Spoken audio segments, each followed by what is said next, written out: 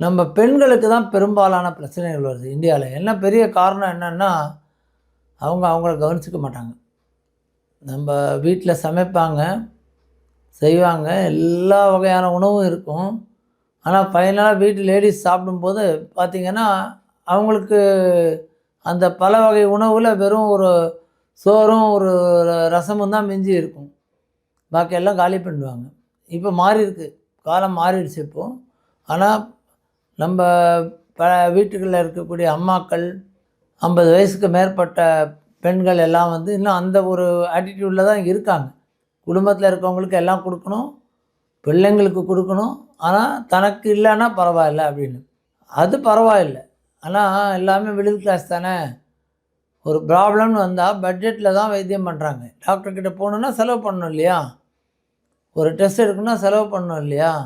இப்போ அதனால் என்ன பண்ணுறாங்க, அறிகுறிகள் வந்தால் நம்ம பெருசாக சொல்ல வேண்டாம், நம்ம பிரச்சனையை பெருசு பண்ண வேணான்னு இப்படி பண்ணி பண்ணி குணமாகக்கூடிய வியாதியை குணப்படுத்த முடியாத வியாதிக்கு வந்துடுறாங்க. அப்படிப்பட்டதில் ரொம்ப முக்கியமானது ஒன்று இந்த மாதவிடாய் பிரச்சனை. மாதவிடாய் கம்ப்ளீட்டாக நின்று போச்சு, 1 வருஷம் கழித்து திரும்பி வருது, 2 வருஷம் கழித்து திரும்பி வருதுன்னா கட்டாயம் அது புற்றுநோய்க்கான அறிகுறி. யோசனையே கிடையாது. நமக்கு மாதம் மாதம் பீரியட்ஸ் வருது, ஆனால் பிரேக் த்ரூ பண்ணி நடுவில் பீரியட்ஸ் வருது. கணவனோட செக்ஸ் வச்சுட்டா பிளட் வருது.